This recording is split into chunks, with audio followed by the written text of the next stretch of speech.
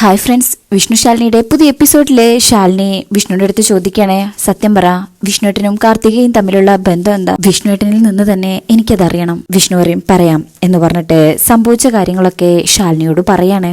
ഒരു വശത്ത് അമ്മ, മറുവശത്ത് സത്യമോളുടെ രഹസ്യം പറയാത്ത താൻ. ഇതെല്ലാം കേട്ട് ഭ്രാന്ത് പിടിച്ച എനിക്ക് ആദ്യം തോന്നിയത് ആത്മഹത്യ ചെയ്യാനായിട്ടാ എന്ന് പറയുമ്പോ തന്നെ ശാലിനി അങ്ങ് ഞെട്ടിപ്പോവാ, സങ്കടവും കൂടും. പക്ഷെ നടന്നത് മറ്റൊരു ആത്മഹത്യക്ക് സാക്ഷിയാവാനായിരുന്നു എന്ന് പറഞ്ഞ് ആ പാറക്കെട്ടിന്റെ അവിടെ വെച്ച് കാർത്തികയെ കണ്ട കാര്യങ്ങളെ ശാലിനിയോട് പറയാണ്. ഇരുവർക്കുള്ള താൽക്കാലികമായൊരു രക്ഷപ്പെടൽ അന്ന് അത്രയും ഞാൻ ഉദ്ദേശിച്ചുള്ളൂ. പക്ഷെ പിന്നീടാ മനസ്സിലായത് ഞാൻ ആ പാറക്കെട്ടിന്ന് വീട്ടിലേക്ക് വിളിച്ചു കൊണ്ടുവന്നത് ഒരു നീരാളിയായിരുന്നു എന്ന്. ഇന്ന് അതെന്നെ വലിഞ്ഞു മുറുക്കി ഞാനിപ്പോ ശ്വാസം മുട്ടുന്നൊരവസ്ഥയിലായി.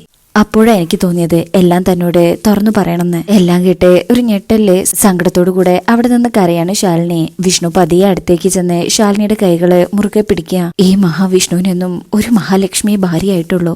അത് താൻ മാത്രമാണ്. കാർത്തിക എനിക്ക് ഒരു കരാറുകാരി മാത്രമാണ്, ഭാര്യയല്ല. ഇനിയെങ്കിലും താൻ അത് മനസ്സിലാക്ക്.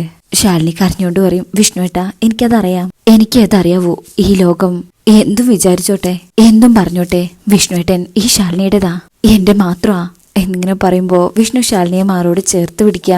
വർഷങ്ങൾക്ക് ശേഷം വീണ്ടും അവര് മനസ്സ് തുറന്നിരിക്കുക.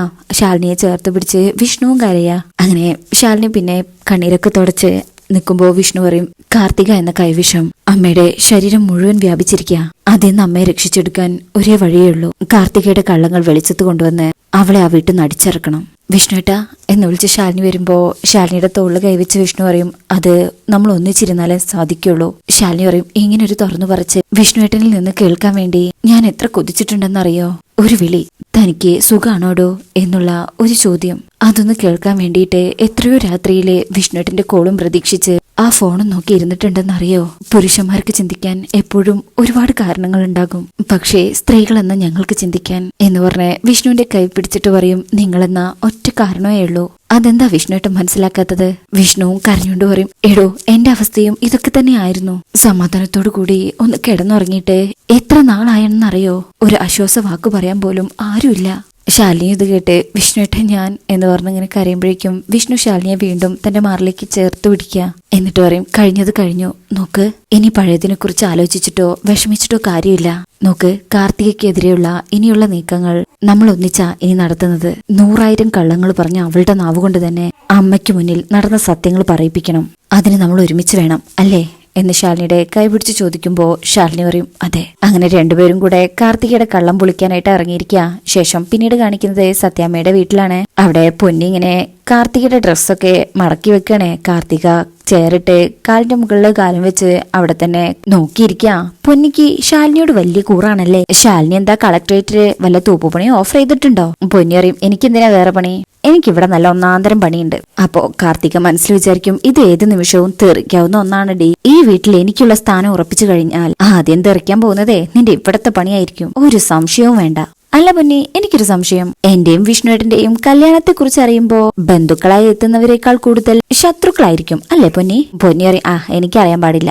കാർത്തിക് അറിയാം, ഞാൻ എന്തെങ്കിലും ചോദിക്കുമ്പോഴാണല്ലോ പൊന്നിക്കൊന്നും അറിയാത്തത്. മറ്റുള്ളവരെന്തെങ്കിലും ചോദിച്ചാൽ പൊന്നി നല്ല കൃത്യമായിട്ട് മറുപടി പറയും. അപ്പൊ 100 നാവാ, അവർക്ക് വേണ്ടി പലതും പ്രവർത്തിക്കാനും അറിയാം. പൊന്നി പറയും, കാർത്തിക പറയുന്നൊന്നും എനിക്ക് മനസ്സിലാവുന്നില്ല, പിന്നെ ഇതൊന്നും കേട്ടുകൊണ്ട് നിൽക്കാനുള്ള നേരവും എനിക്കില്ല. അടുക്കളയില് എനിക്കിത്തിരി പണിയുണ്ട് എന്ന് പറഞ്ഞു പോകാൻ തുടങ്ങുമ്പോ തന്നെ കാർത്തിക ചാടി എഴുന്നേറ്റ് പൊന്നിയുടെ കൈ പിടിച്ചു വെക്ക. അങ്ങനെ പോവല്ലേ, നിന്നേ പൊന്നി, അറിയേണ്ടവരറിയാൻ വേണ്ടി ഞാനൊരു കാര്യം ചോദിക്കാം. സത്യാമ്മ ജീവിച്ചിരിക്കുന്നിടത്തോളം കാലം എനിക്ക് ഉറപ്പാ ഞാനും വിഷ്ണുവേട്ടനും തമ്മിലുള്ള വിവാഹം നടക്കുന്നു. അല്ലെങ്കിൽ സത്യാമ്മയെ കൊണ്ട് ഞാനത് നടത്തിപ്പിക്കും. തടയാൻ വരുന്ന ആരെങ്കിലും ഉണ്ടെങ്കിലേ വന്ന് തടഞ്ഞോളാൻ പറ. പിന്നെ ഞാൻ പറഞ്ഞെന്ന് പറഞ്ഞ് ആരോടും പറയാതിരിക്കണ്ട കേട്ടോ. പൊക്കോ എന്നുള്ള രീതിയിൽ മൂളുമ്പോ പൊന്നി അവിടുന്ന് പോകും. അങ്ങനെ കാർത്തിക വിചാരിക്കും, ശാലിനിയുടെയും ശ്യാമയുടെയും വാലാണിവള്. ഇപ്പൊ ഇവിടെ പറഞ്ഞതൊക്കെ സെക്കൻഡിനുള്ളിൽ അവിടെ എത്തും. അവിടെ എത്തണം. ശാലിനിയുടെ കാതിൽ വിഷ്ണു എന്നേക്കുമായി അവളെ വിട്ടുകളഞ്ഞു എന്നുള്ള വേദന അവൾ അറിയണം. അറിഞ്ഞില്ലെങ്കിൽ ഞാൻ അറിയിക്കും എന്നൊക്കെയുള്ള വിചാരത്തിൽ അവിടെ നിൽക്കുന്നത്. അങ്ങനെ പൊന്നി ഇങ്ങനെ താഴേക്ക് ഇറങ്ങുമ്പോ പപ്പി അങ്ങോട്ട് വരികയാണേ. ആ പപ്പി മോളെ പാല് മുഴുവൻ കുടിച്ചോ? കുടിച്ചു എന്ന് പറഞ്ഞ് പപ്പി മുകളിലേക്ക് പോകും. പൊന്നി താഴേക്കും. പപ്പി നേരെ കാർത്തികയുടെ റൂമിലേക്കാ വരുന്നത്. കാർത്തികയാണെങ്കിൽ പൊന്നി പോയി കഴിഞ്ഞാൽ നേരെ വാഷ്റൂമിൽ കയറി ഡോർ അടയ്ക്കുന്നുണ്ട്. അപ്പോഴായിരിക്കും പപ്പി അങ്ങോട്ട് വരുന്നത്. വാഷ്റൂമിൽ പോയതാണെന്ന് മനസ്സിലാക്കുമ്പോ വേഗം വന്ന് ഫോൺ എടുക്കണേ. കാർത്തിക ആന്റിയുടെ അമ്മയുടെ അച്ഛന്റെയും ഫോൺ നമ്പർ ഇതിൽ കാണും, നോക്കട്ടെ എന്ന് പറഞ്ഞ് അതെടുത്തിങ്ങനെ നോക്കുക. പെട്ടെന്ന് വാഷ്റൂമിൽ നിന്ന് കാർത്തിക ഇറങ്ങാറായെന്ന് മനസ്സിലാക്കുമ്പോ പപ്പി പേടിച്ച് ആ ഫോൺ അവിടെ തന്നെ വെച്ച് അവിടെയുള്ള അലമാരയുടെ ഒരു സൈഡിലായിട്ട് ഇച്ചിരി സ്ഥലമുണ്ട്, അവിടേക്ക് പോയി മറിഞ്ഞു നിൽക്കും. കാർത്തിക വാഷ്റൂമിൽ നിന്ന് ഇറങ്ങി ടവലൊക്കെ അവിടെ ഇട്ട് മൊബൈൽ ഫോൺ എടുക്കാതെ റൂമിൽ നിന്ന് പോവാണേ. പപ്പി നന്നായിട്ട് പേടിച്ചിട്ടുണ്ട്. കാർത്തിക ആ റൂമിൽ നിന്ന് ഇറങ്ങിക്കഴിഞ്ഞ് താഴത്തേക്ക് സ്റ്റെയർ ഇറങ്ങി പോകുന്നതൊക്കെ ഇവിടുന്ന് ഇങ്ങനെ നോക്കിയതിന് ശേഷമാണ് ആ സ്ഥലത്ത് നിന്ന് പുറത്തേക്ക് വരുന്നത്. ഹാവു, രക്ഷപ്പെട്ടു എന്ന് പറഞ്ഞതിന് ശേഷം മൊബൈൽ ഫോൺ പോയി എടുത്ത് അതിലെ നമ്പർ നോക്കുക. അച്ഛൻ ഇത് തന്നെ ആയിരിക്കും ആള്. എത്രയും പെട്ടെന്ന് എന്നെ ഇവിടുന്ന് കൊണ്ടുപോകണം എന്ന് പറഞ്ഞ് മെസ്സേജ് ഇടാം. ഈ മെസ്സേജ് അവര് കണ്ടാ മതിയായിരുന്നു. എന്റെ പേര് പപ്പിമോളെന്നാ. എനിക്ക് അച്ഛനോടൊരു കാര്യം പറയാൻ വേണ്ടിട്ടാ ഈ മെസ്സേജ് ഇടുന്നത്. കാർത്തികേന്റെ ഞങ്ങളുടെ വീട്ടിലുണ്ട് കേട്ടോ. എന്റെ വിഷ്ണു അച്ഛനെ കല്യാണം കഴിക്കാൻ വേണ്ടിട്ടാ കാർത്തികേന്റെ ഇവിടെ വന്ന് നിൽക്കുന്നത്. പക്ഷെ വിഷ്ണു അച്ഛന് കാർത്തികേന്റെ ഇഷ്ടമല്ല. വിഷ്ണു അച്ഛന് ഇഷ്ടം സത്യയുടെ അമ്മയാ. സത്യയുടെ അമ്മ പാവാ. ഇവരുടെ രണ്ടുപേരുടെയും കല്യാണം നടക്കണമെന്നാ പപ്പിമോളുടെ ആഗ്രഹം. കാർത്തികേന്റെ ഇവിടെ നിന്നാൽ ഒന്നും നടക്കില്ല. കാർത്തികേന്റിയുടെ അച്ഛൻ ഈ വോയിസ് കേൾക്കുകയാണെങ്കിൽ എത്രയും പെട്ടെന്ന് ഇവിടെ വന്ന് കാർത്തികേന്റിയെ കൂട്ടിക്കൊണ്ടു പോണം. കൂട്ടിക്കൊണ്ടു പോവോ? സത്യയുടെ അമ്മയുടെ നമ്പർ ഞാൻ ഇതിലിട്ടേക്കാം. വരില്ലേ? വരണേ എന്നൊക്കെയുള്ള ആ വോയിസ് അങ്ങ് സെൻഡ് ചെയ്യും. നമ്പറും അയച്ചു കൊടുക്കുക. ഇനി ഫോണിന്ന് ഈ മെസ്സേജ് ഡിലീറ്റ് ചെയ്തേക്കാം എന്ന് പറഞ്ഞിട്ട് ഡിലീറ്റും ചെയ്യുന്നുണ്ട്. എന്നിട്ട് ഫോൺ അവിടെ വെച്ച് പപ്പിമോൾ അവിടുന്ന് പോകും. ശേഷം പിന്നീട് കാണിക്കുന്നത് ശാലിനി പല്ലവിയോട് സംസാരിക്കുന്നതാണ്. കാർത്തിക ആരാണ്? അവളുടെ ലക്ഷ്യം എന്താണ്? അവൾ ഇവിടെ വന്ന് നിൽക്കുന്നത് എന്തിനാണ്? ഈ 3 ചോദ്യങ്ങളാ നമുക്ക് മുന്നിലുള്ളത്. പല്ലവി പറയും, അതിലെന്ത് സംശയിക്കുന്നു മാഡം? ഒരു ലോഗോ ഫ്രോഡ് എന്തൊക്കെ കാണിക്കോ അതൊക്കെയല്ലേ അവള് കാണിച്ചുകൊണ്ടിരിക്കുന്നത്. ശാലിനി പറയും, അത് നമുക്കറിയാം, അവളെ അടുത്തറിയാവുന്നവർക്കും അറിയാം. പക്ഷേ അവളുടെ ഏറ്റവും അടുത്ത് നിൽക്കുന്ന സത്യാമ്മയ്ക്ക് ഇതറിയില്ലല്ലോ.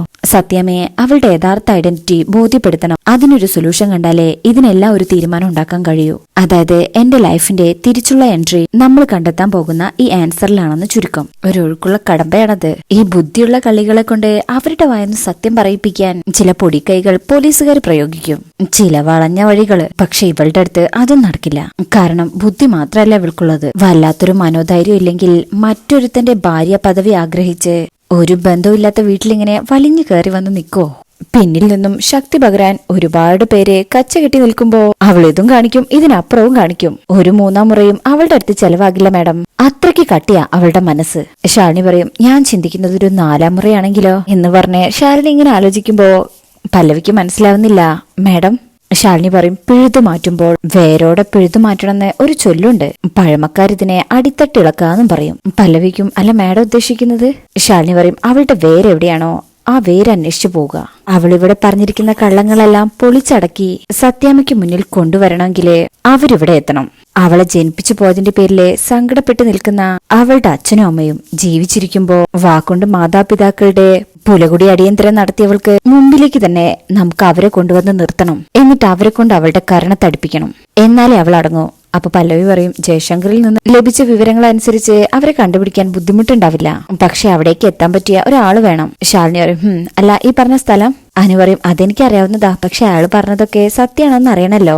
ആരെയും നമുക്കിപ്പോ കണ്ണടിച്ച് വിശ്വസിക്കാൻ പറ്റില്ലല്ലോ മാഡം. ശാലിനി പറയും, അപ്പൊ പല്ലവി പറയണേ, ഈ പറയുന്ന സ്ഥലത്ത് എന്റെ ഒരു പരിചയക്കാരനുണ്ട്. കൊറിയർ സ്ഥാപനത്തിൽ വർക്ക് ചെയ്യുന്ന ഒരു പ്രകാശ്. എന്തെങ്കിലും ആവശ്യം പറഞ്ഞ് വിളിച്ചാൽ എതിര് പറയില്ല.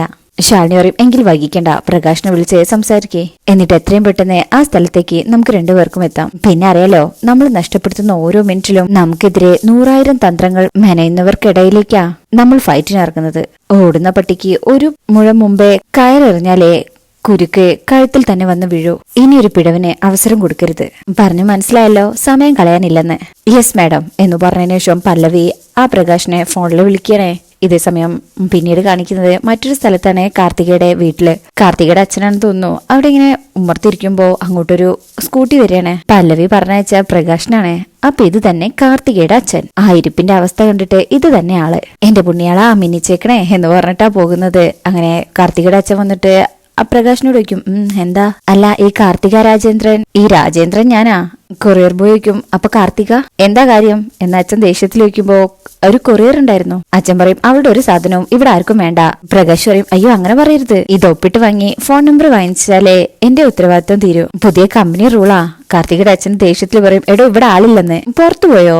അച്ഛൻ പറയും അല്ല പുറപ്പെട്ടു പോയതാ. പുറപ്പെട്ടു പോയവരുടെ സാധനം വാങ്ങിച്ചു വെക്കാനേ എനിക്ക് സൗകര്യമില്ല. എന്റെ പൊന്നു ചേട്ടാ അങ്ങനെ പറയരുത്, എന്നെ കുഴപ്പത്തിലാക്കല്ലേ. ചേട്ടൻ വാങ്ങിച്ചിട്ട് വലിച്ചെറിഞ്ഞാലും ഈ പ്രശ്നം തീർന്നു. പക്ഷെ ഇത് തിരിച്ചു കൊണ്ടുപോയാലേ ഈ തിരക്കിനിടയില് ഇത് വലിയ പൊല്ലാപ്പാവും. ഒന്ന് സഹകരിക്കടോ.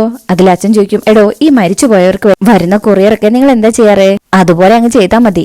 എന്റെ ഈ മകള് മരിച്ചു, അങ്ങനെ തന്നെ എഴുതി വിട്ടേക്ക്, കാര്യം തീരട്ടെ എന്ന് പറഞ്ഞ അകത്തേക്ക് പോകാൻ തുടങ്ങുമ്പോ അയാൾ പറയും, അയ്യോ ചേട്ടാ അപ്പൊ മകളാണല്ലേ. അച്ഛനങ്ങ് ദേഷ്യം വരും. അല്ല അമ്മ, ദേ നീ എന്റെ കയ്യിൽ നിന്ന് വാങ്ങിക്കേ. എന്റെ ചേട്ടാ ഞാൻ പറഞ്ഞില്ലേ, ചേട്ടന്റെ ഒപ്പവും നമ്പറും കിട്ടിയാലേ ഈ പ്രശ്നം തീർന്നു. അത് കിട്ടിയില്ലെങ്കിലേ എന്റെ ജോലി കൂടും. കൊറിയർ കൈപ്പറ്റാത്തതിന്റെ കാരണം വരെ അവിടെ ബോധിപ്പിക്കേണ്ടി വരും. ചേട്ടാ പ്ലീസ് എന്നൊക്കെ ഇങ്ങനെ പറയുമ്പോ അങ്ങേര് പറയും, ഷോ ഇത് വലിയ ശല്യമല്ലോ, ചേട്ടാ പ്ലീസ് എന്ന് വീണ്ടും പറയുമ്പോ കാർത്തികയുടെ അച്ഛൻ പറയും, ശരി എടുക്ക്, എവിടെ ഒപ്പിടേണ്ടത്? പിന്നെ ആ ഫോൺ നമ്പർ കൂടി ഒന്ന് എഴുതിയേക്കണേ എന്ന് പ്രത്യേകം പറയുന്നുണ്ട്. അങ്ങനെ അതുപോലെയൊക്കെ കാർത്തികയുടെ അച്ഛൻ ചെയ്യണേ.